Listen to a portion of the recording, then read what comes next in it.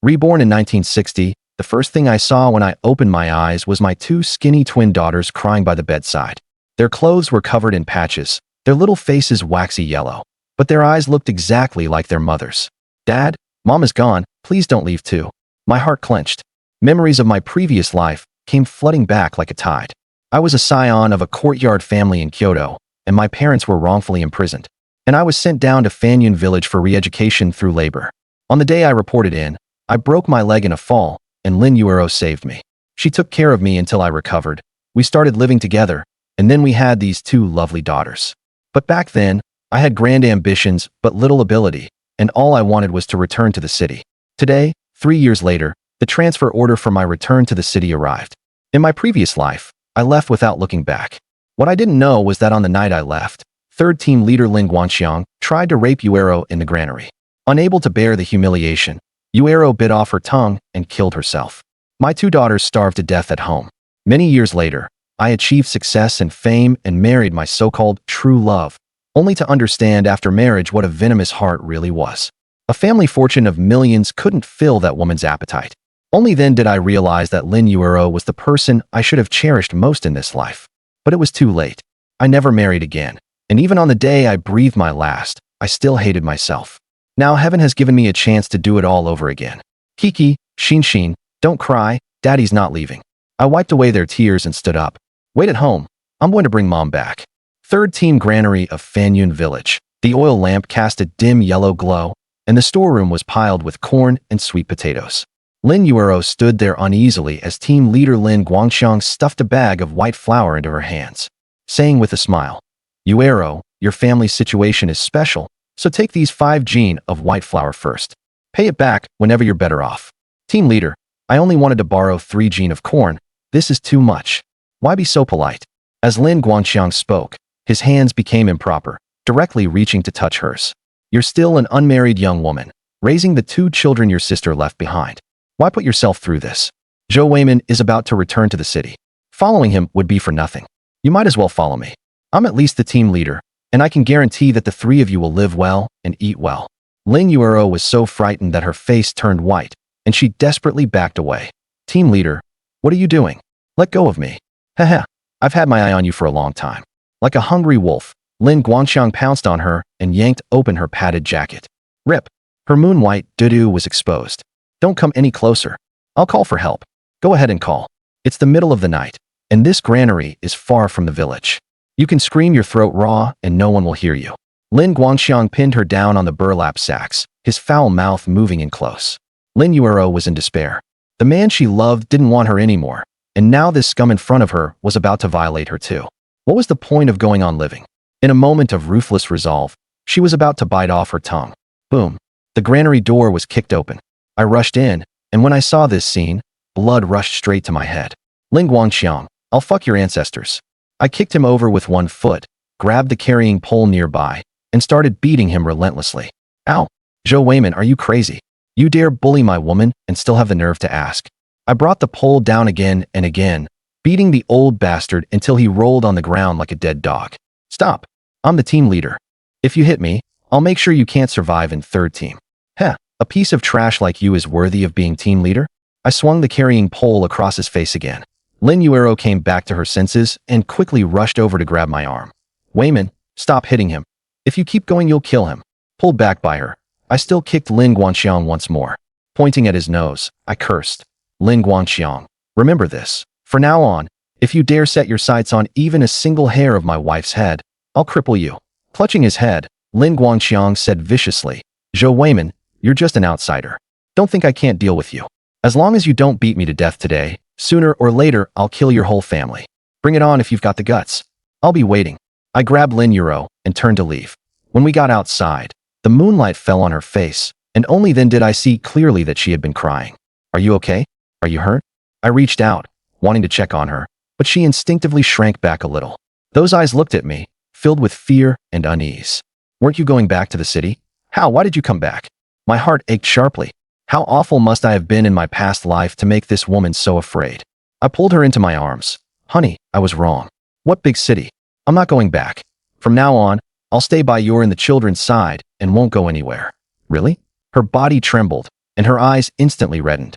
But if you don't go back to the city, then you'll only be able to be a farmer in the village from now on. What's wrong with being a farmer? Does being a farmer mean I can't support my wife and children? I didn't mean that. All right, stop crying. Let's go home. I took her hand and walked back. She kept her head down, her face red to the tips of her ears. She sneaked a glance at me, then quickly lowered her head again. When we got home, the two little girls came bouncing and skipping over. Daddy and Mommy are back. I scooped one up in each arm and gave them each a big kiss on the cheek. Daddy, your beard pokes. Daddy, we're so hungry. When are we going to eat? I took out the travel provisions Lin Euro had prepared for me from my bag for cornmeal cakes. A lot of rice bran had been mixed into the cakes, making them rough enough to scratch the throat, but in this era they already counted as fine grain. Looking around the house again, there was a 20 square meter thatched hut, divided in the middle by wooden boards, and the paper-pasted window had several holes in it, with the cold wind whistling through. I secretly swore that I would definitely give them a good life. Lin Euro put away her share of the cake. You eat? I'm not hungry yet. If you don't eat, then I won't eat either. I stuffed the cake back into her hand. But she grew anxious, bit her lip, and said that there wasn't any food left at home at all. What would we do tomorrow? Don't worry. Tomorrow I'll let you eat meat. Eat meat. The two little girls' eyes lit up. Really, Daddy? When has Daddy ever lied to you? Tomorrow I'll definitely let you eat meat. Lin Euro said softly. There's not even any coarse grain left at home. Where are we supposed to get meat? If it really comes down to it, I'll go dig some wild vegetables at the foot of the mountain tomorrow. I have a way. I patted the two girls on the head. Kiki, Shinshin, go to sleep early with Mommy tonight. Daddy is going out for a bit. Lin Euro's expression changed at once. Where are you going? Her eyes were full of fear. I knew she was afraid I would leave again. I'm going to get some meat. Don't overthink it. Wait for me at home. I picked up an iron rake from the corner of the wall, then felt around by the bedside and found half a box of matches, and stepped out the door. In my past life, all I knew was following the production team to work in the fields for work points, exhausting myself to death and still not getting enough to eat. But this life is different. I grew up in a military compound and handled a gun when I was 10. Later, after returning to the city, I joined the army and survived a hail of bullets. Hunting is as easy as child's play for me. Behind Fanyun village lies a stretch of mountains, thick with shrubs and full of birds and beasts. I knew there was a basin in the back mountain where quite a few hog badgers appeared. Hog badgers sleep during the day and come out at night, perfect for a night hunt. I lit a torch and headed into the mountains. The late autumn night was bitterly cold, but after walking all the way there, I still ended up drenched in sweat. When I got there, I first built a fire, then put the remaining half piece of cornbread on the fire to toast. Once the aroma of the corn spread out, all the wild animals within dozens of meters could smell it. I broke the cornbread into pieces and scattered them around, then found a concealed spot and lay down there, gripping the iron rake in my hand as I waited. Hog badgers love corn the most. Once they catch the scent, they'll definitely come. Time passed little by little. I waited from midnight until it was almost dawn. The temperature kept dropping, and I was shivering from the cold. Waves of drowsiness kept washing over me. But whenever I thought about my wife and children at home still waiting to eat, I'd bite the tip of my tongue to keep myself awake. I had to catch something tonight, or the whole family would go hungry tomorrow. Crack, crack, crack. Just as the east was beginning to glow with the first light of dawn, there was finally movement in the bushes. My spirits lifted, and I stared fixedly in that direction. A dark, shadowy creature crawled out of the bushes, its nose pressed to the ground as it sniffed hard. After spotting the cornbread on the ground, it glanced at it twice, then lowered its head and started eating. It's here. I tightened my grip on the iron rake and waited for it to come closer and closer. Now, whoosh, the iron rake flew out with a whistle through the air, piercing the hog badger's body with precision and pinning it directly to the ground. The thing let out a miserable cry, struggled a few times, and then went still. I ran over, picked it up, and weighed it in my hand. More than 20 gene. Ha, ha. Today's meat is taken care of. On the way back, I also picked quite a few wild fruits for the two little girls as a treat. By the time I reached the entrance of the village, it was already daylight. The two little girls spotted me from afar and came running over as fast as they could. Daddy, Daddy. Kiki and Shinshin each hugged one of my legs, chattering away. Daddy, what's that in your hand? This is called a hog badger. The meat is really fragrant. Daddy said he'd let you eat meat today, and I keep my word. I took out the wild fruits from my pocket too. I also picked some fruit for you to eat. Wow, Daddy is amazing. The two little girls were so happy they jumped up and down, grabbed the wild fruits and the hog badger, and ran home. We're taking them to Mommy. Run slower, don't fall. Hog badger meat has a strong, gamey smell, so you need to add plenty of seasonings to get rid of it. I went to the edge of the field and dug up a big handful of wild garlic. This stuff grows everywhere and isn't worth much. As I was heading back, I heard crying from far away. The two little girls were standing by the roadside wiping away tears. Their faces were streaked from crying, and they were covered in dust. My heart ached, and I quickly ran over and picked them up. What happened? Who bullied you? Daddy, meat. The meat was snatched away. Kiki was crying so hard she could barely catch her breath. Someone snatched the meat, and even stole something from the hands of 3 or 4-year-old children. My anger flared up instantly. Who took it? Tell Daddy. It was Xinxiang and them. Chao Xinxiang, the son of Chao Dahai, the village accountant, a 15 or 16-year-old young fellow who throws his weight around in the village all day long. Just wait here. Daddy will go get the meat back. At that moment, Lin Yuro also heard the commotion and came running out. The moment she saw me, she grew anxious. What were you doing last night? I didn't sleep a wink all night. I went to the back mountain and caught a hog badger, and Chao Xinxiang snatched it from our daughter's hands. What? You went into the mountains? Lin Yuro was startled and looked me over from head to toe. Were you hurt? I'm fine. The one who's in trouble now is that little bastard. I turned and ran in the direction the two little girls were pointing. Weimin, Lin Yuro shouted from behind. His father is the village accountant. We can't afford to offend him. I even beat up the team leader, and you're saying I'd be afraid of some accountant? I walked away without even turning my head. After chasing for only a few minutes, I saw 2 figures ahead. It was Chao Xinxiang, along with a half-grown boy named Lin Shuizhu.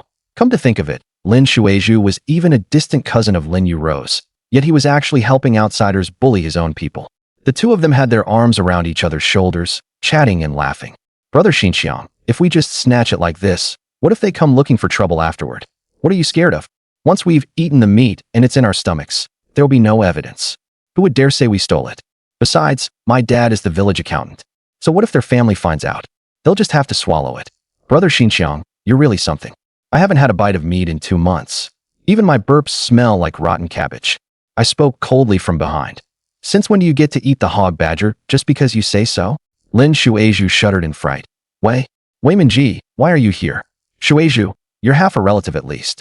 If you wanted meat, you could have just told me, and I wouldn't have shortchanged you. I looked at Chao Xinxiang. But helping an outsider bully Kiki and Xinxin is going too far. Chao Xinxiang looked at me sideways, full of arrogance. Zhou Weimin, cut the nonsense. I caught this hog badger myself. Since when did it become yours? You won't admit that I caught the hog badger? I pointed at the thing in his hand. Look at the wound on it. That hole was made by an iron rake. You caught it? Then what did you use? Chao Xinxiang froze for a moment and looked down at it. His expression changing, but he still stiffened his neck. Anyway, I caught it. Whatever you say is useless. Give me back the meat. No. What are you going to do about it? Smack. I raised my hand and gave him a hard slap. You dare hit me? Chao Xinxiang was stunned by the blow and jumped up clutching his face. My dad smack. Another loud slap landed. You little brat, I'll ask you one more time. Who stole whose things? Chao Xinxiang was seeing stars from the beating and shouted at Lin Shuizhu. What are you standing there for? Get him with me. Lin Shuizhu hesitated for a moment, then charged over with forced bravado. I kicked him in the stomach, and with a miserable howl he dropped to the ground and played dead. Chao Xinxiang picked up a rock from the ground and hurled it at my forehead. I sidestepped and dodged it, grabbed his wrist, and twisted it behind his back. Then I drove my knee into his stomach. He let out a muffled groan and dropped to his knees, nearly vomiting up bile. He was still cursing. Zhou Weimin, just you wait. My dad won't let you off. He'll dock your family's work points and starve you to death. And those 2 little bastards in your family. My gaze turned cold in an instant. Smack, smack, smack, smack, smack. A string of slaps landed on his face, sounding like firecrackers going off. And in the blink of an eye his face swelled up like a pig's head. If your father won't teach his son, I'll do it for him. By then, the people in the village had all been alarmed and gathered in a circle. Village accountant Chao Dahai was the first to run over. When he saw the miserable state his son was in, his face turned ashen. Zhou Weimin, stop. Are you trying to beat my son to death? I tossed Chao Xinxiang to the ground like garbage. Dad, he hit me. He's trying to beat me to death. You have to stand up for me. Chao Xinxiang's face was smeared with snot and tears, crying like a pig being slaughtered. Chao Dahai was trembling with rage. Zhou Weimin, you went way too far. Your son stole my daughter's things and insulted my family, and you're questioning me instead? I stared at him coldly. Chao Dahai was so overpowered by my presence that he couldn't speak. At that moment, Lin Guangxiang also arrived. still wrapped in the gauze from when I beat him up last night. The moment he heard what had happened, his eyes lit up. He had found a chance to get revenge on me. Zhou Weimin. Lin Guangxiang came over putting on airs. Xinxiang is still just a child. Even if he did something wrong, you can't beat him half to death. This is intentional injury. You'll be thrown in jail. Captain Lin, what an impressive presence. I let out a cold laugh. Then let me ask you this. If someone yanked at your wife's clothes, and the other party was just a half-grown kid, would you let it slide too? What did you say? Don't worry, I'm just making an analogy. I stared at him and said, does Chao Xinxiang bullying my 2 3-year-old daughters count as intentional injury? He snatched the hog badger from my daughter's hands. Does that count as robbery? I took back my own property and protected my own children, and somehow I'm the one at fault? As captain, can you not even tell right from wrong? Lin Guangxiang was left speechless by my retort, and after holding it in for a long time, he finally squeezed out a sentence. Well, Xinxiang and your daughters are both just children. It's normal for kids to roughhouse. As an adult, you shouldn't have hit anyone. Xinxiang, was he the one who struck first? Yes, he was the one who hit me first. Chao Xinxiang shouted. Lin Shuizhu also climbed up from the ground. I can testify, he struck first. Lin Guangxiang became smug. Zhou Weimin, did you hear that? It's a fact that you hit someone.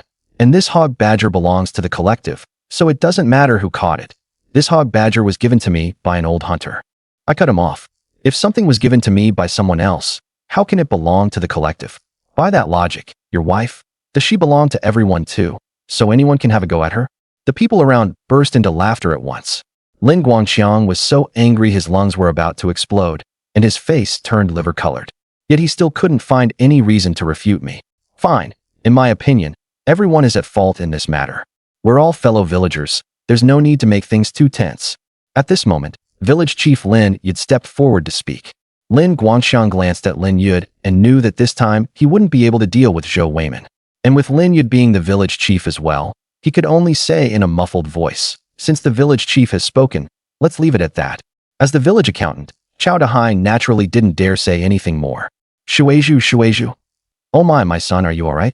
Lin Shuizhu's mother, Zhang Cuifan, came rushing over in a panic, as if her son had been beaten to death, and immediately started cursing Lin Yuero. Lin Yuero, Shuizhu is your cousin no matter what. How could you instigate your man to hit him? If anything happens to him, how am I supposed to go on living? I even pitted you before and lent you 3 gene of grain, and this is how you repay me. Auntie-cousin I. Lin Yuero was speechless for a moment. What do you mean, I? You ungrateful wretch. After beating my son, you must pay compensation. Zhang Cuifan was a famous shrew, able to curse people non-stop from morning till night. Lin Yuero was no match for her. But as far as Zhou Weimin knew, this so-called auntie-cousin was the real ingrate. The reason she had lent grain to Lin Yuero was purely because when Lin Yuero's parents were still alive, they had helped their family quite a lot. And every time she lent grain, she would be full of foul language and wear a sour face. Zhou Weimin didn't indulge her either. Auntie-cousin, everyone present can testify for me that your son was the one who snatched my things first. If it weren't for the fact that we're relatives, a single kick wouldn't have been the end of it. And you still want compensation? Well, people from the city really are something, sharp-tongued and glib. Lin Yuero, having a wild man backing you up really does make a difference. You don't even take me seriously anymore. Zhang Cuihua cursed angrily. You don't want to pay compensation, is that it? Then return my grain. You've owed me 3 gene of grain for nearly half a year, right? With interest, pay me back 13 gene, right now. Lin Yuero immediately panicked. Auntie-cousin, I only borrowed 3 gene in total. How can you ask me to return 13 gene? That's far too much. I don't care. If it weren't for my grain, you and this wild man would have starved to death long ago. Zhang Cuihua threw a tantrum and refused to let it go. If the grain isn't repaid, no one is leaving today. Exactly. Debts must be repaid. That's only natural. These days, every family is having a hard time. It's already good enough that someone lent you grain, so charging some interest is only reasonable. Seeing this, Chao Dahai took the opportunity to make snide remarks. Even if you charge interest, it can't be this high, can it? Deputy Captain Zhang Wanqing of the 3rd Brigade was also among them and couldn't help speaking up. Deputy Captain Zhang, your own family can barely put food on the table, and you still have the mood to meddle in other people's family affairs? Chao Dahai continued with his sarcastic tone. Fine, 13 gene it is. Give me 2 days, and I'll pay you back every last bit. Zhou Weimin silently noted the favor of Zhang Wanqing and village chief Lin Yud speaking up for him, then said loudly, also, I'm not some wild man. I won't be returning to the city. When I get a moment, I'll go with Lin Yuro to get a marriage certificate and treat everyone to wedding candy. And let me inform everyone while I'm at it. I am Lin Yuro's husband. And whoever dares bully the three of them, I will be the first not to allow it. As soon as he said this, everyone was shocked. The news that Zhou Weimin had received transfer orders to return to the city had long since spread. Everyone thought he would leave, but unexpectedly he chose to stay. This way, Lin Yuro and the two children would at least have someone to rely on. I don't care whether you're going back to the city or not. You said you'd repay the grain in 2 days, right? Then I'll give you 2 days. If there aren't 13 gene of grain by then, just see if I don't tear your house apart. Zhang Zuifan snorted and dragged Lin Shuizhu away. The rest of the people also gradually dispersed. Captain Lin, has this Zhou Weimin gone crazy? He's passing up the chance to return to the city and actually wants to stay in the village? Chao Dahai looked baffled. Lin Guangqiang was also very surprised, but then he immediately let out a cold laugh. I was worried he would leave. Since he wants to stay, isn't that even better? As long as he's in the village, I refuse to believe I can't deal with him. That's right, Captain Lin, Zhou Weimin is far too arrogant. He must be taught a lesson. By the time Zhou Weimin and the mother with her 2 children got home, it was almost noon. Lin Yuro looked worried. Weimin, why did you agree to repay Auntie with 13 gene of grain?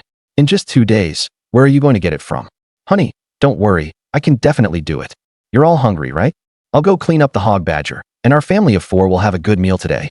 Zhou Weimin rolled up his sleeves, found the kitchen knife, and gutted the hog badger. The hide could be kept, and the remaining meat and innards were washed clean and chopped into pieces. Lin Yuro started the fire, while Kiki and Xinshin helped add firewood. Once the pot was hot, Zhou Weimin first rendered oil from the hog badger's fatty meat, then stir-fried the meat together with spices. And when it was about 70% cooked, he added water and let it stew. After stewing for over an hour, waves of aroma came wafting over. Wow, it smells so good. Daddy, can we eat now? Kiki and Xinshin were drooling with greed. Soon.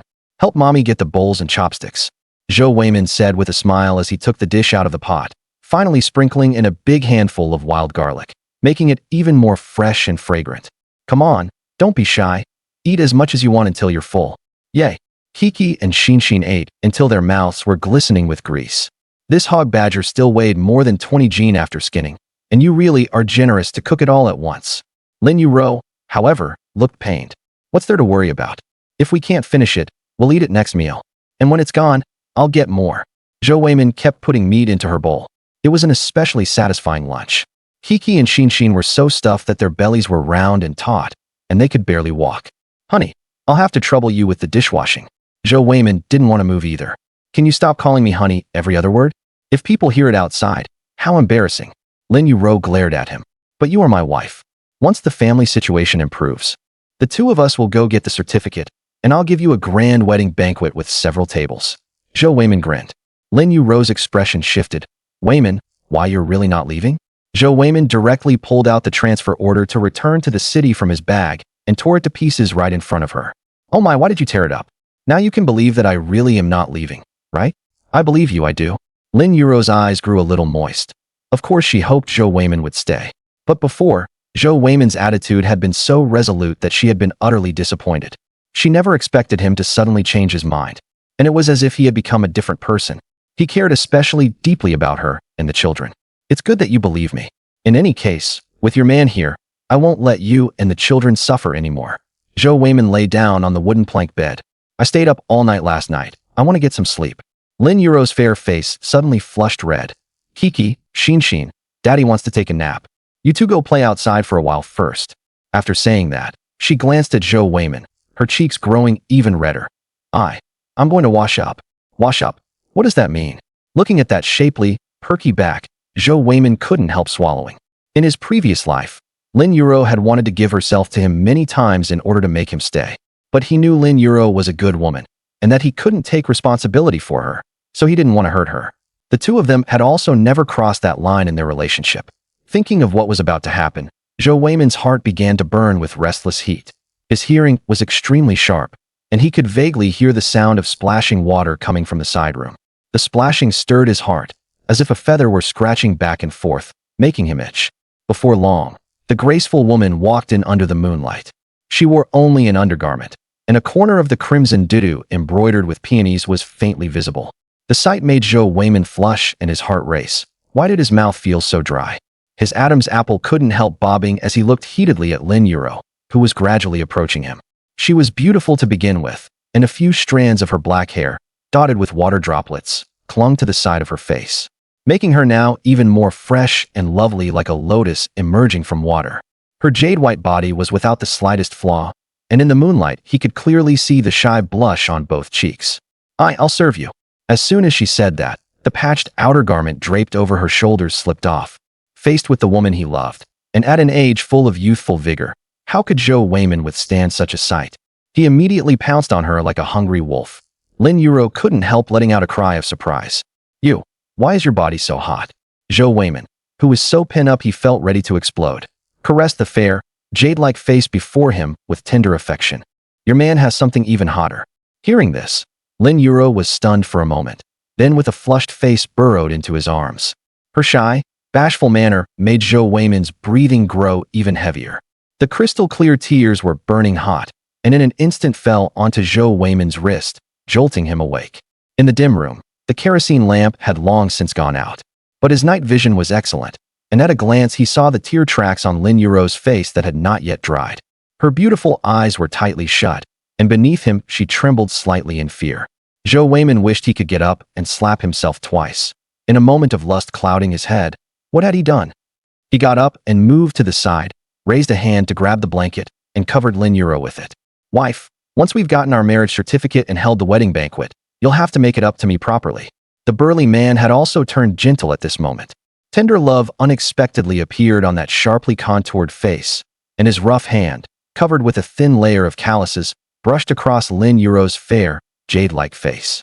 Lin Yuro was surprised. She clutched the blanket tightly. "Why, you go ahead, I'm fine. As long as you can stay and live a good life with me and the children. Staying cooped up in the village is ultimately affecting your future." After saying that, she lowered her head in self-reproach and guilt. Zhou Weimin held her in his arms. "Don't say such silly things. We're a family. What's so good about going back to the city to be a soldier? All alone with no family. If I make big money doing business, I can still bring the three of you to the city to enjoy a good life." Lin Yuro was stunned. In that instant, her heart was filled with sweetness. The flush on her face deepened, and her soft, boneless little hand rested on Zhou Weimin's shoulder. Brother Zhou. That one, Brother Zhou, made Zhou Weimin's bones go weak. If this kept up, he wouldn't be sleeping tonight. He grabbed the quilt and pulled it over their heads, then held his wife and slept soundly. That night, he slept exceptionally peacefully. Early the next morning, just as dawn was breaking outside, Zhou Weimin got up quietly, looking at Lin Yuro sleeping soundly on the inner side of the Kong. Her lips were still a little swollen and red, so he reached out to tuck in the corner of her blanket. Although they hadn't gone all the way yesterday, he had still worn her out badly. Refreshed and energized, Zhou Weimin headed straight for the kitchen. He added water to the leftover meat from yesterday and simmered a pot of meat soup. Cornmeal cakes were stuck along the side of the pot, crispy and fragrant. Simple and plain, just something casual for breakfast. Kiki and Shinshin were sleeping in the next room, but early in the morning they were lured awake by the aroma. "Come on, Daddy will wash your faces." Zhou Weimin laughed, and led the two sisters by their little hands to the basin of warm water he had prepared. When Lin Yuro hurriedly got dressed and came out of the room, she was stunned by the scene before her.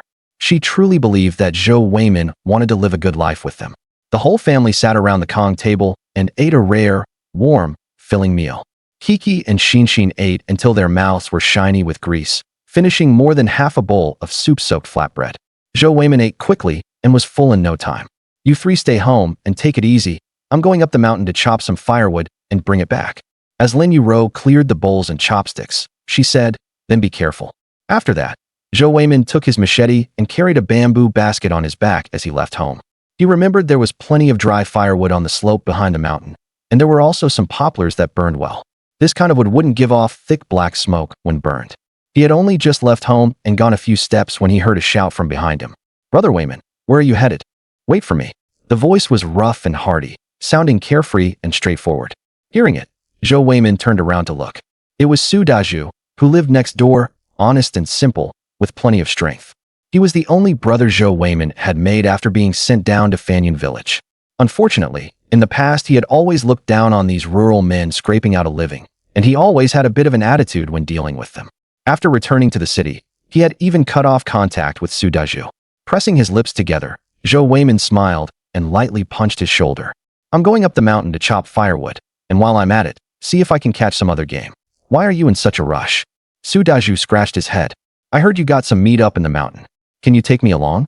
My old mother's so thin she's nothing but skin and bones. I want to find a little meat for her to build herself up. Even catching a wild rabbit would do. Things are really impossible at home. These days, every household was tightening their belts just to get by. They wished they could divide even a few shreds of meat into several bites. As for the wild vegetables on the mountain, anything that could be dug up had already been searched out. We're practically turning green from eating them. After saying that, he glanced at Zhou Weimin's expression, afraid that he might be unwilling. Unexpectedly, Zhou Weimin waved his big hand. Come on, us brothers have plenty of strength. Why worry about not catching any prey? Su Dazhu couldn't help but freeze in place. TSK. Why does it feel like he's different from before? Then he hurriedly quickened his pace to follow. The two went up the mountain along the winding path, and the surrounding ground had been dug bare. What remained were only inedible shrubs and blades of grass. Zhou Weimin headed a bit toward the southeast, where it bordered a cliff and few people ever went. The more it was a place like this, the easier it was for pheasants and rabbits to hide there. Just thinking about that fresh, juicy taste made him swallow. After walking a few steps forward, the surrounding temperature gradually dropped, and the woods became even quieter. Now and then, a few bird calls and insect chirps could be heard. Su Dazhu felt a little scared. Let's not go any farther, okay? The fallen leaves on the ground are so thick. There might well be a big snake hiding in there. Zhou Weimin's dark eyes stayed fixed ahead, and without even turning his head, he said, If you don't want to eat meat, then go back. My wife and children are still starving at home. Hearing this, Su Dazhu clenched his teeth. Damn it, I'm going all in. Zhou Weimin, who was leading the way, suddenly paused his gaze and immediately crouched low. Don't move. He keenly noticed that this patch of ground was unusually soft. It felt spongy underfoot. Even if the fallen leaves here had piled up to calf thickness, they shouldn't be this soft. Unless something underneath had deliberately made a nest here. And by sheer bad luck, they had stepped right onto it. Seeing the tense expression on his face, Su Dazhu's scalp tingled. I told you there were snakes here, didn't I? Heaven above, old mountain god, protect us. Weimin, if we turn back now, there's still time. He had only wanted to catch some rabbits or pheasants to satisfy his craving and bring a bit of meat home. He hadn't planned on throwing his life away too. It's already too late now. Didn't you feel something moving under your feet? Zhou Weimin suddenly turned his head and looked coldly at the spot beneath his feet. Hearing this, Su Dazhu's body went rigid. He stood rooted to the spot, not daring to move at all. His neck was so stiff it felt glued in place. Could it be my big mouth really got it right? What do we do now? Weimin, hurry down the mountain and get help. Zhou Weimin cursed. What kind of stupid talk is that? By the time I came back, you'd have been swallowed by the snake with not even bone fragments left. Then he stood where he was, his agile body unmoving. Both of them tried to keep their breathing as light as possible. Then, from beneath the fluffy, layered fallen leaves, a snake's head suddenly shot up. But the huge head and gleaming scales made both of them feel their hearts pound. The snake in front of them was almost as thick as the mouth of a bull. Half of its body was raised, while the rest was coiled on the ground in several loops. Damn, this snake had to be at least 2 or 3 meters long. The black snake's back was greenish-brown, and within the 7-inch striking range there was a yellow longitudinal stripe running through the soft scales. Hiss hiss. The crimson forked tongue brushed against Su Dazhu's calf, and goosebumps broke out all over him. Good grief. Why did they have to run into a black racer of all things? Su Dazhu felt like crying, but had no tears. This black racer was thick-bodied and liked most of all to coil itself at the roots of trees sheltered from light and wind. And there was plenty of rotting wood all around this area. No wonder the two of them had run into it. Without changing expression, Zhou Weimin felt for the short knife behind him, his bright, alert eyes meeting the black racer's pupils. Keep your movements as small as possible. If you piss it off, you'll be the first one it swallows. Dazhu, sorry to put you through this. But before Su Dazhu could even react, a tiny stone struck the black racer snake right on the top of its head. Those cold, upright pupils instantly contracted. In a flash, it opened its bloody maw, exposing fangs glinting with a cold light, terrifying to behold. Its body, already tense and coiled with force, suddenly shot backward straight at Su Dazhu. It scared the soul out of him. He instinctively squeezed his eyes shut and shouted, Zhou Weimin, save me. Swish, a cold gleam, carrying a fierce sound of slicing through the air, pierced straight through the snake's vital spot. The thick black racer snake was bloodily pinned to a nearby tree trunk just like that. The short knife had even sunk into the snake's flesh all the way to the hilt. The tip stabbed viciously into the trunk, letting out a buzzing hum. Su Daju, scared out of his wits, turned his head blankly to look at the snake pinned to the tree trunk. This? Is that even accuracy a person can have? If it had been even a little off just now, wouldn't I be dead? After saying that, he couldn't help but swallow hard. Even now, thinking back on it still filled him with lingering fear. Those sharp fangs had been only inches from his neck. Luckily, Zhou Weimin had stayed calm in the face of danger. Otherwise, his body would probably be cold by now. Zhou Weimin smiled and raised his brows. Look at how cowardly you are. I used to think you weren't afraid of anything. After saying that, he stepped forward and pulled the knife out in one go. The snake, 2 or 3 meters long, was slung over his shoulder, coiled around a few times. This has to weigh 60 or 70 jin. We brothers will split it half and half. This delighted Su Daju. He scratched his head honestly and said, I didn't do much anyway. At most, I was just bait. Just cut me off a snake tail, and that'll do. After saying that, he cautiously sized up Zhou Weimin's expression. He only wanted a small section of the snake's tail to take back and stew into soup for his old mother to nourish her health. Zhou Weimin, who had dug out the snake gall with his knife and wrapped it in broad leaves, glanced over this way. If we're brothers, we split it evenly. What's with all the nonsense? Your mother is lying on the Kong recovering from illness. How can she do without nutrition? The moment he finished speaking, his knife rose and fell, cleanly cutting the snake into 2. Even the snake's backbone was chopped through, yet the cut was flat and smooth, showing how precise and powerful the one wielding the knife was. Their back baskets instantly gained some weight. With this black racer snake as a lesson learned, Zhou Weimin picked up a thick wooden stick from the nearby bushes. As he walked, he struck about with it. They followed this dense forest inward for about an hour, going deeper and deeper.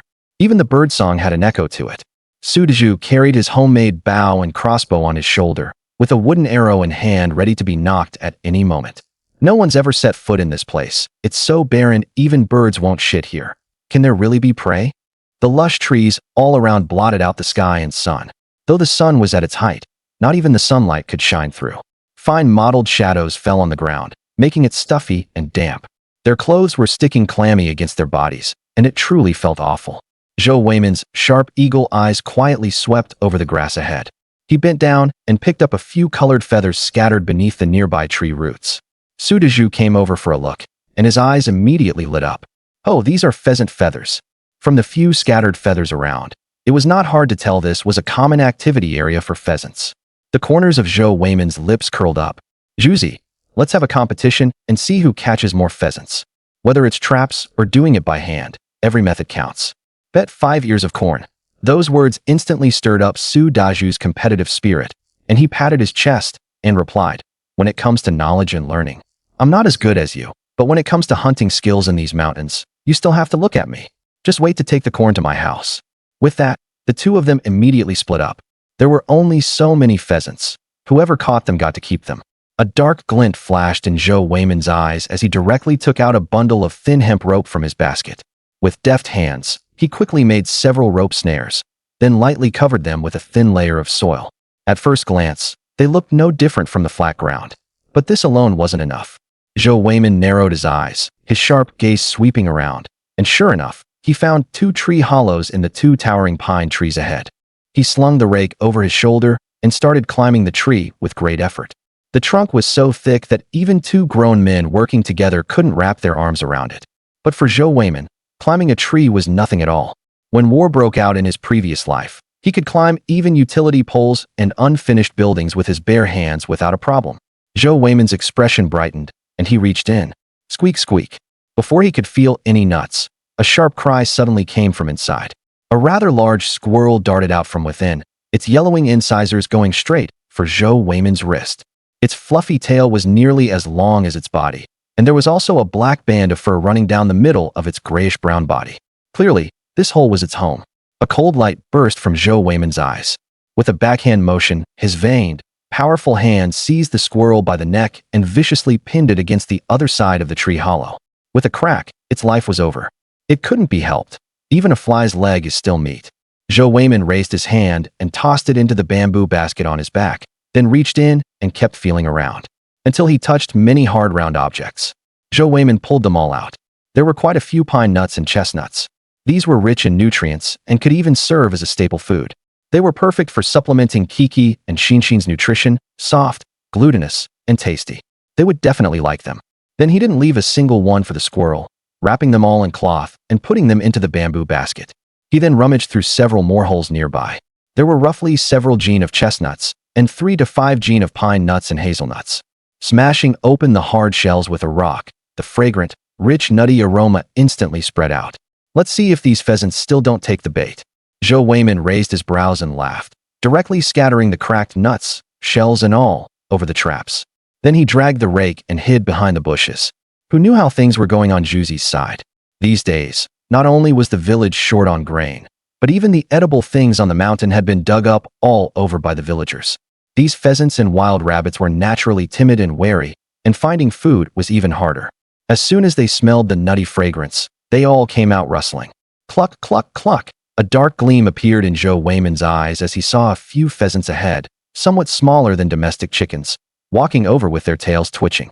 Their bright tail feathers would be just right for making shuttlecocks for Kiki and Shinshin.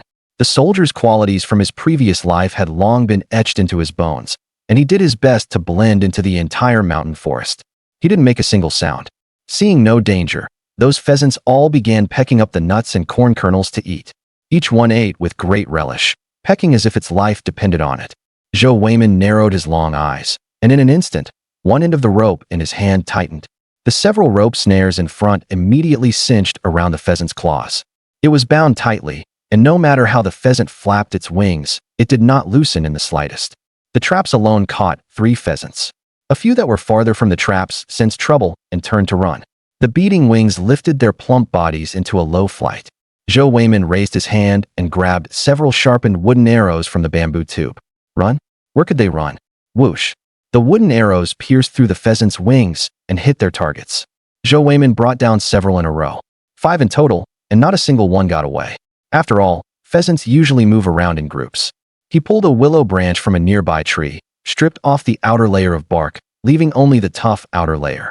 In no time, he tied several pheasants together. Zhou Weimin was fairly satisfied, though he wondered when he'd be able to catch something bigger. Relying only on the rake in his hands, that wouldn't do either.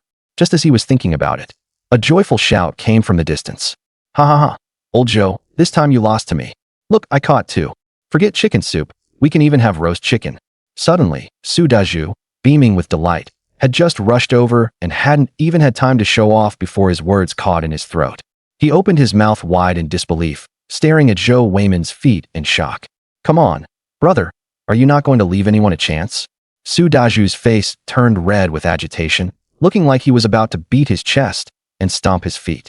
Zhou Weimin turned to him and laughed, then leisurely held up the wild pheasant eggs he had just taken out. TSK, looks like they were just laid, they're still warm. The 2 rows of white teeth he showed made Su Dazhu even more jealous. He was envious, he was downright jealous. Seeing that it was getting late, and they still needed time to get down the mountain, Zhou Weimin composed himself. All right, let's quit while we're ahead. Next time we come up the mountain, let's try to catch something big. Hearing that, Su Dazhu nodded heavily. This was already far more than he had expected. Not only was there snake meat, but also 2 pheasants. If they tightened their belts, it would be enough for his family to eat well for quite a while. The 2 of them quickly headed down the mountain along the path. At the village entrance, they split up and each went home. Zhou Weimin carried the snake meat over his shoulder and held the pheasants in his hand, swaggering into the village just like that. He directly shocked the villagers on both sides of the road who had just gotten off work in the fields. Geez, Zhou Weimin went up the mountain again, didn't he? Such a huge python.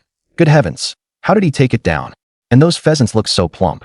How come when we go up the mountain, we can't even get a single feather? Oh, get out of here, you don't have that kind of skill. The villagers around him chattered nonstop, all kinds of looks falling on Zhou Weimin. He acted as if he didn't see any of it, single-mindedly heading home to stew soup for his wife and children. Kiki and Shinshin had long suffered from malnutrition and were much smaller than children their age. They really needed proper nourishment. What he didn't know was that news of his fruitful trip up the mountain had already spread on its own. It spread throughout the entire village. That evening, just as the sunset glow began to drift across the distant sky, the aroma of stewing meat rose in wisps of white steam from the roof of the thatched cottage. Zhou Weimin cooked personally, deftly scalding the feathers loose with hot water and cleaning the chicken thoroughly. Then he put it straight into the wok with rapeseed oil. With a sizzle, the splattering oil released a rich fragrance. Kiki and Shinshin sat in the yard on little stools, eating pine nuts that Lin Yuero had shelled for them. Kiki reached out, clutching a small handful of pine nuts, and toddled into the kitchen. "Daddy tired, give Daddy some to eat." On her fair, adorable little face were set two bright, jet-black eyes. The sight of it made Zhou Weimin's heart melt.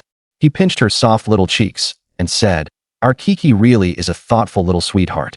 Go give them to Mom. Dad will have the meat stew ready in a moment." Outside, Lin Yuero listened to his gentle, deep voice, and a sweetness spread through her heart. The meat stewing in the pot bubbled away. He sprinkled in a handful of mushrooms and wild greens picked from the mountains, making it a proper mix of meat and vegetables. Lin Yuero also helped stick a few flatbreads around the edge of the pot. Suddenly, the closed door was pounded from outside. Well, you heartless family, hiding at home eating meat. You still haven't paid back the debt you owe me. Black-hearted and rotten to the core. Aren't you afraid you'll choke to death?" Zhang Suifan's harsh curses came from outside. You could hear that rasping voice of hers from miles away. Kiki and Shinshin were startled. Lin Yuero quickly coaxed the two sisters into the house. A cold glint flashed in Zhou Weimin's eyes. "Wife, watch the two children. I'll go deal with this." With that, he grabbed the kitchen knife and yanked the door open with a bang. Caught off guard, Zhang Suifan's bloated body lurched forward. Her buck teeth nearly slammed into the doorframe. As soon as the door opened, the rich aroma of meat hit her clearly, making the cravings in her belly scream. Her stomach rumbled thunderously, and she was practically drooling. "I've made up my mind. I don't want the grain your family owes me anymore. Just trade it all for a dozen or so gene of meat. Then we'll be even." Zhang Suifan's shrill voice was so loud it seemed it could carry for miles, probably all the way to the village entrance. As she spoke, she craned her neck to peer into the courtyard. That delicious smell of meat was enough to make anyone crave it. Zhou Weimin laughed in anger. "You old thing, you really don't know when you're being given face. Is grain the same price as meat? Not even in your wildest dreams." Zhang Suifan's eyes rolled around.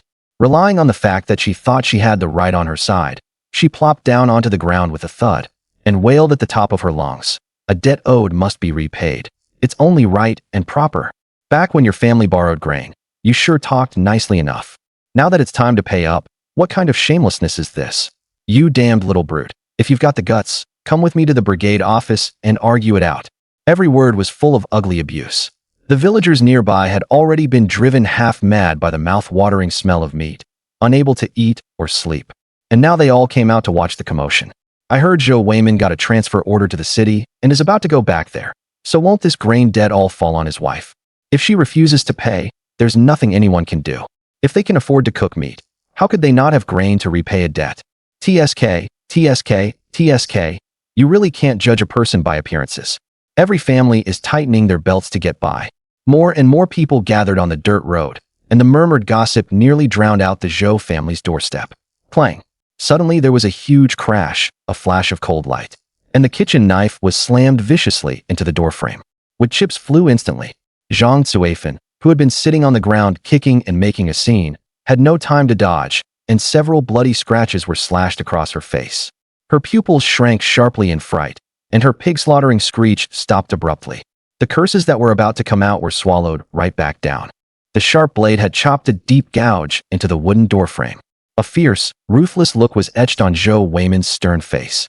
"If anyone dares wag their tongue again, don't blame me for not being polite." The icy aura around him was so intimidating that no one dared speak. And the few people who had just spoken up without knowing right from wrong shrank their necks even more. Meeting those dark eyes, no one dared look straight at him and hurriedly averted their gaze. Zhang Suifan trembled as she climbed to her feet, her upper and lower teeth chattering. "Why you wouldn't really dare hit someone, would you? I'm here with you to collect a debt, and I have every reason and evidence. Why won't you pay it back? Folks, come judge what's fair." Only then, after being preoccupied with the smell of meat, did she notice the cleaver in Zhou Weimin's hand. The fierceness on that face was even more terrifying than a wild wolf in the mountains. Inside the house, Lin Yuero was tightly covering Kiki and Shinshin's ears, afraid of scaring the children. Her slender willow brows were knitted tightly with worry. "It's all my fault. If I'd known earlier, I wouldn't have borrowed grain from Aunt Zhang in the first place." Zhou Weimin's sharp gaze swept over her. Then he turned and brought over a wild chicken whose wings were still flapping. "This wild chicken is enough to repay the 3 gene of grain your family lent us. Even with compound interest, it's enough. At the supply and marketing cooperative, the prices of grain and meat differ by several times. Not to mention 13 jin of grain. Even 20 jin would be covered by this wild chicken. At the sight of the chicken, Zhang Zuifan's brows shot up in anger. This chicken is so small, it doesn't even weigh 3 jin. Who are you trying to fool here? I want the biggest old hens in your yard. Their bellies are plump and round. They're definitely carrying eggs. At the very least, they can lay a couple of eggs. Zhang Zuifan was very shrewd. The skinny wild chicken in front of her had barely any meat on it, and it was a rooster too. Its comb drooped. What use was it to bring back? She refused to let it go and rushed inside to grab a chicken. Zhou Weimin narrowed his sharp hawk eyes, stepped back, and stood inside his own doorway. He raised his hand and shoved Zhang Zuifan so hard that she staggered. You little wolf cub, how dare you push me? Looks like you've thoroughly learned those capitalist ways from the city. For all anyone knows what class background your family has, and you still dare use force against peasants. I'm going to the inspection team in the city and make this crystal clear. Zhang Zuifan cursed nonstop, spittle flying everywhere. But in the end, she still didn't dare come any closer. The knife in the doorframe was still flashing with a cold gleam. Who knew whether Zhou Weimin, in a frenzy, might actually chop someone? The coldness at the corner of Zhou Weimin's mouth deepened. And with a face full of mockery, he said, "The city issued me a transfer order, which means my parents' unjust case has been cleared. Both my father and mother once made outstanding contributions to the army. You dare slander the people's soldiers?" Those narrowed black eyes shot out an unprecedented chill. They were even sharper than frosty blades. Zhang Zuifan had never seen such a scene before, and her legs went weak. If that label got pinned on her, she'd be locked up. She panicked and hurriedly tried to patch things up, stammering, "I didn't mean that. Don't spout nonsense." Then Zhou Weimin raised his hand and pulled the cleaver out of the doorframe. The muscles in his arms tensed, every inch of them brimming with strength. His hand rose, and the knife fell, thwack. Bright red blood splattered as he directly cut through the wild chicken's neck. The dark red chicken blood flowed onto the ground, pooling along the uneven hollows into a puddle of blood. That decisive strike stunned the surrounding villagers. They all fell silent, and no one dared speak. In the open space before the house, you could even hear the wind rustling the leaves. Zhou Weimin looked over with a half-smile. This wild chicken weighs 4.5 jin, enough to equal 8 jin of polished rice. If exchanged for white flour, it'd come to around 10 jin. Not to mention that what you lent my family back then was only 3 jin of bran, not even coarse rice flour. Either take this chicken and get lost, or when the 3-day deadline is up, I'll give you 13 jin of bran. Think it through. Every word was cold and harsh, unquestionable on his sharply defined face. There was absolutely no room for negotiation. Anyone with eyes could see which option was the better deal. Zhang Zuifan was so angry her chest heaved up and down. Good, very good. You little bastard. Now that you've grown up, you've forgotten past kindnesses.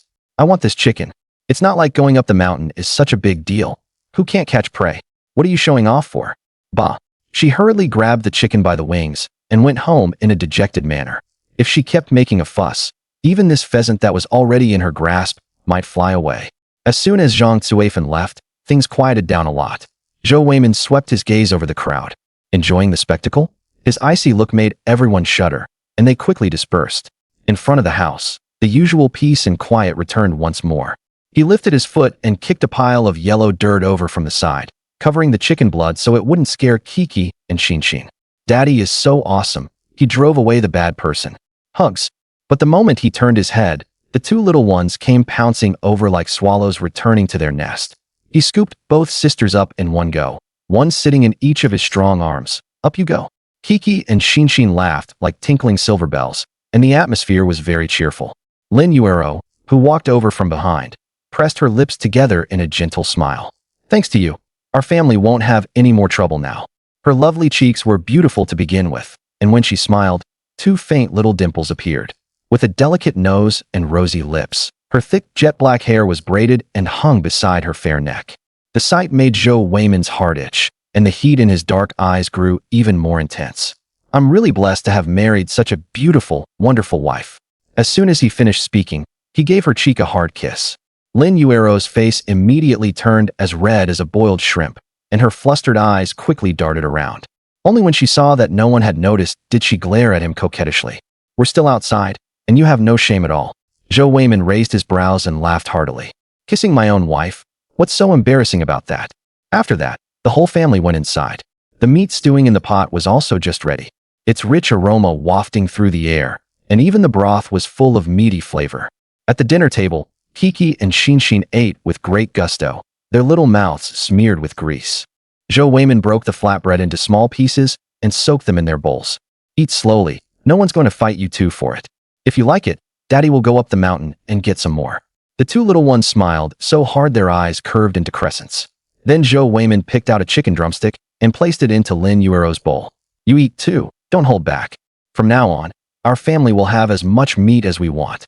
Lin Yuero's eyes gradually filled with tears. She had never even dared to imagine a life like this before. Her heart was so sweet it felt ready to bubble over, and she nodded firmly. This meal left the whole family especially satisfied. As the sky gradually darkened, after eating and drinking his fill, Zhou Weimin started chopping firewood in the yard. His raised arms put every bit of strength to perfect use. The slightly taut lines of his muscles looked even leaner and stronger under the dim light. The moment Lin Yuero came out of the house, she saw this scene. It reminded her of last night. The burning heat that had just faded from her cheeks surged up again, and she quickly patted her face. I can do this kind of work too. You should go rest. As she spoke, she handed him a towel that had been wrung out in cool water. Zhou Weimin wiped away his sweat. There's not enough firewood in the kitchen, so I'll chop some extra and stack it by the wall. When you need it, just take it directly. I figure I'll be stuck up in the mountains for quite a while next, hunting more game. With your skinny arms and legs, how can you do this kind of heavy work? Just wait and enjoy the good life.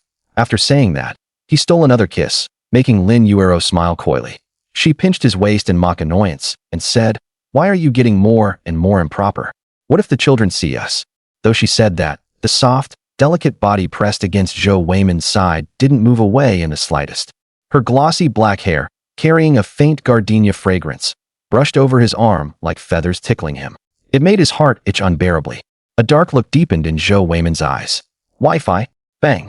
Weimin, look what good stuff I brought you. The intimate atmosphere they had just created was instantly shattered.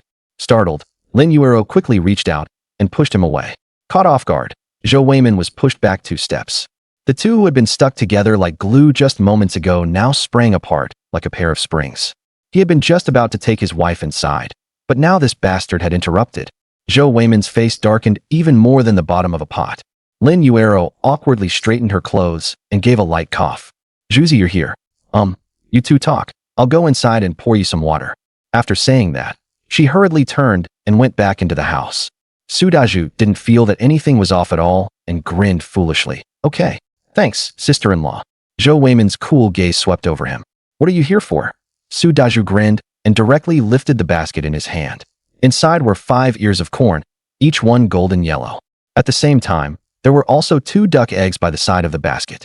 Didn't I lose the bet with you? 5 ears of corn. Don't say I'm a sore loser. Su Dazhu muttered as he set the basket on the nearby table. Zhou Weimin raised his sharp brows, put down the chopping knife, and stuffed the 2 duck eggs back into his hands. Life isn't easy for anyone.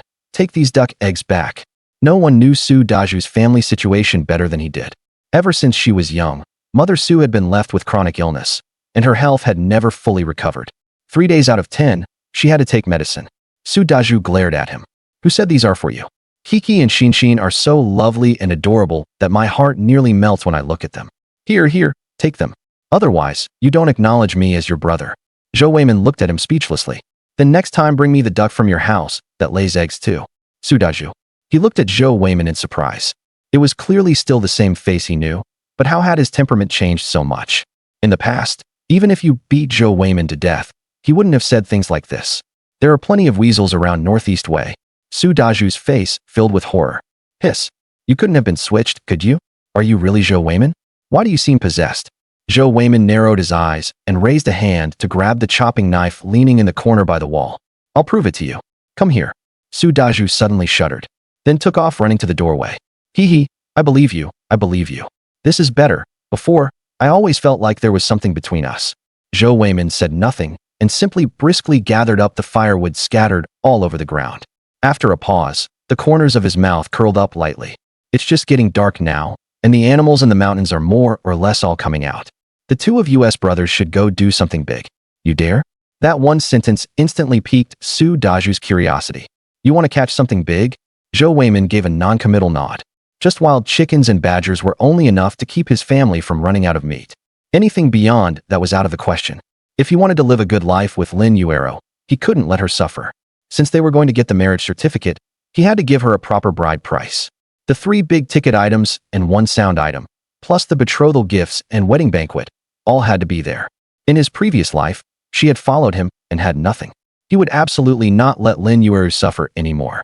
All the things fashionable among big city girls and young wives. His wife had to have them too. Besides, other than meat, the family was desperately short of all kinds of daily necessities. Firewood, rice, oil, and salt were all about to run out. The clothes his wife and child wore were covered in patches, and the house didn't even have a single decent piece of furniture. Su Daju slapped his thigh and cried out excitedly. I've wanted to pull a job like this for a long time, but can this really work? Will people say we're taking advantage of collective property?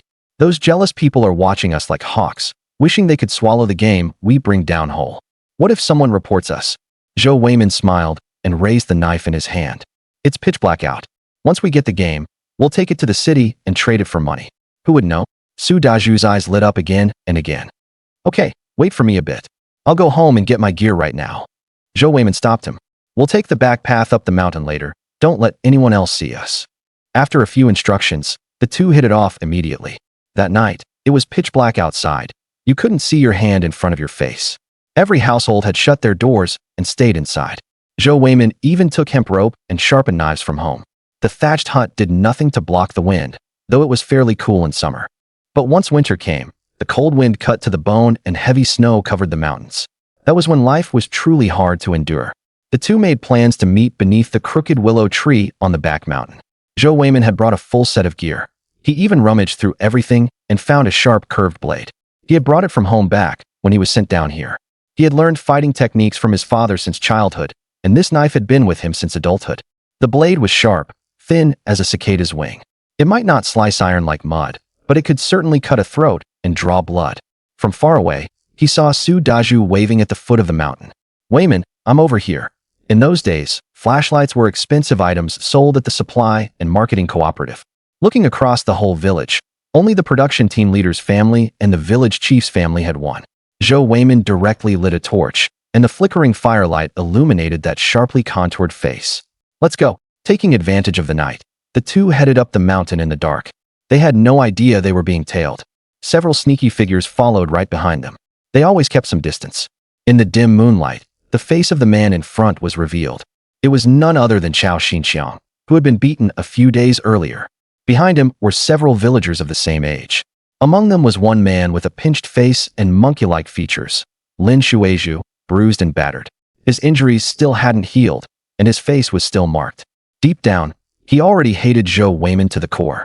He rubbed his hands together. Brother Chang, if we follow Zhou Weimin, can we really get game?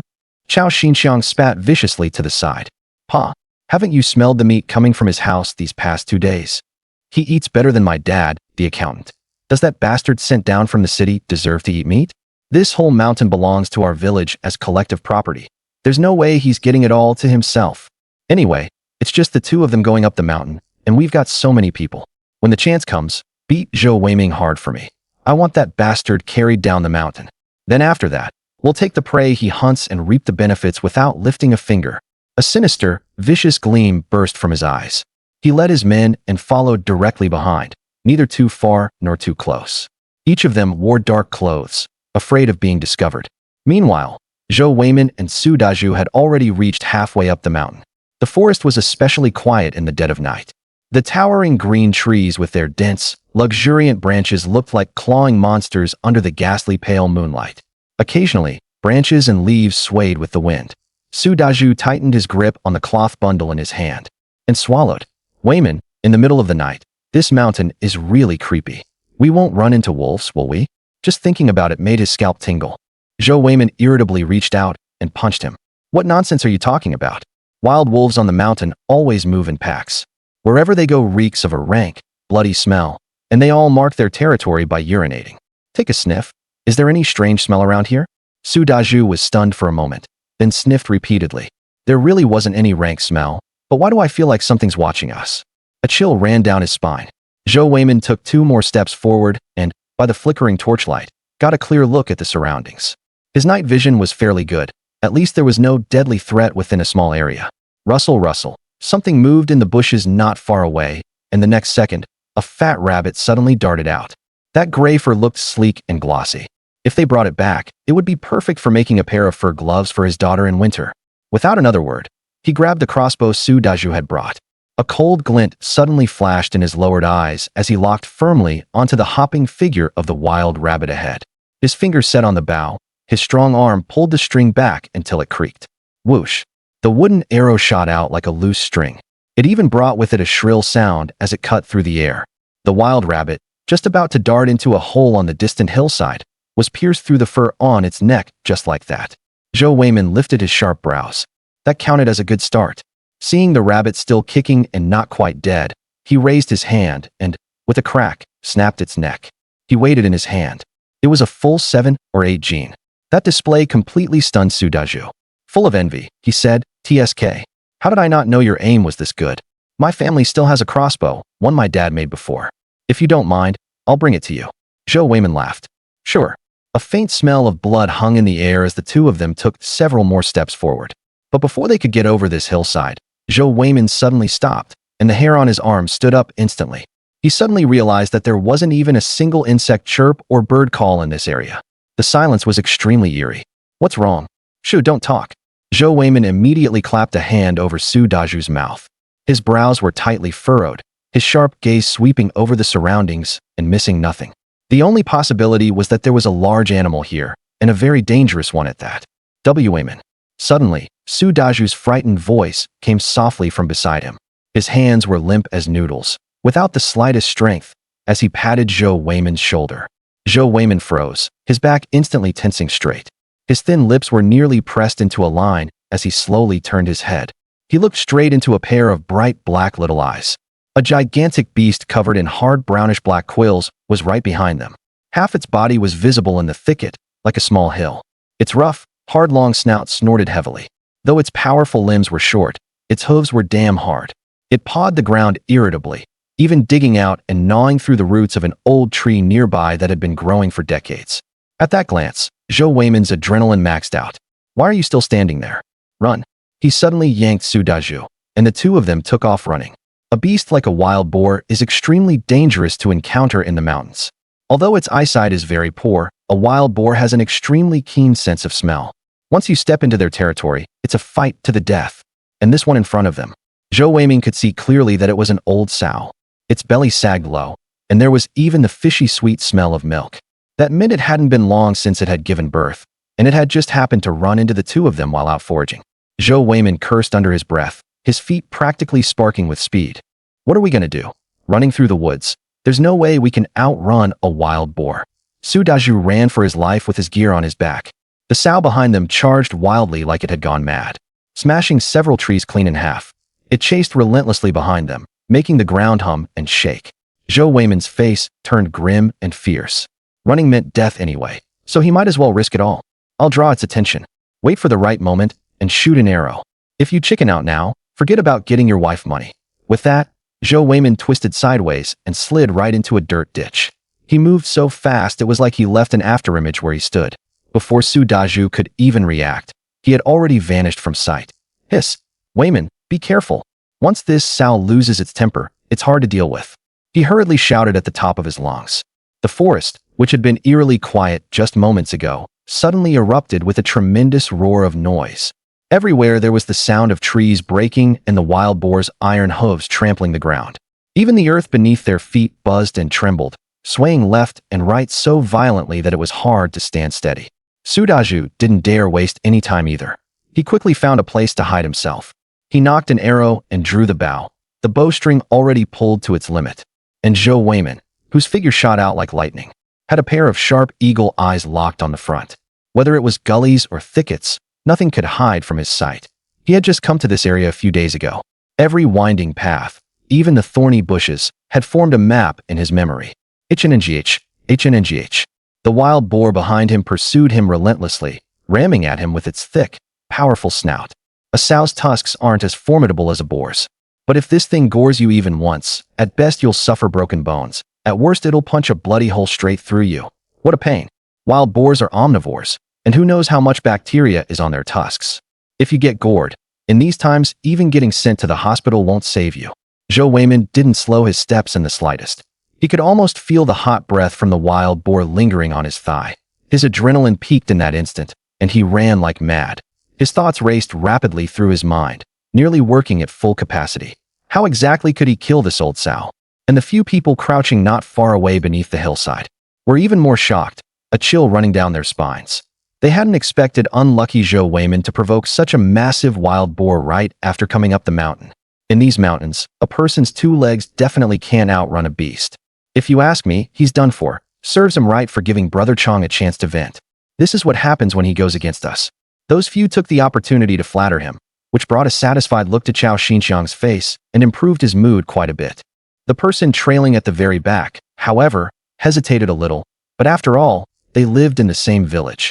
Shouldn't we go help him? In the mountains, facing a wild boar alone, they all knew perfectly well what the outcome would be. But before he could even finish speaking, someone suddenly kicked him hard in the shoulder. His whole body was thrown backward by the huge force of inertia. He rolled through the thorny grass, instantly covered in countless cuts and scrapes. Chao Xinxiang flew into a rage, his blood boiling uncontrollably. He unleashed a flurry of punches and kicks at the man. So you want to say good things for Zhou Weimin, huh? You seem pretty concerned about him. So how about I send you out there to keep him company? You ungrateful bastard taking the outsider's side. See if I don't beat you to death. Don't hit me anymore, Brother Chong, I was wrong. The hard soles of shoes and fists landed on him one after another, beating him until he couldn't stop begging for mercy, his face bruised black and blue. The shrill screams made the others unable to bear it, but no one dared say a word. After all, Chao Xinxiang was the village accountant's son, and his family's living conditions were much better than theirs. Just a little slipping through his fingers was enough to feed them. Only after Chao Xinxiang had vented his anger did he stop, panting heavily. His gloomy gaze swept toward the figure darting through the woods ahead. He couldn't wait for Zhou Weimin to die in the mountains. Who told him to embarrass him in public and even dare to lay hands on him? The Chao family's face had been completely disgraced. When the time came, maybe he could even take his transfer order and land himself a job in the military camp. Once Zhou Weimin died, wouldn't the beauty Lin Euro be his? Without this stumbling block, everything would be his for the taking. Little did Chao Xinxiang know that the Zhou Weimin he had his eye on was currently fleeing for his life, with every muscle tensed.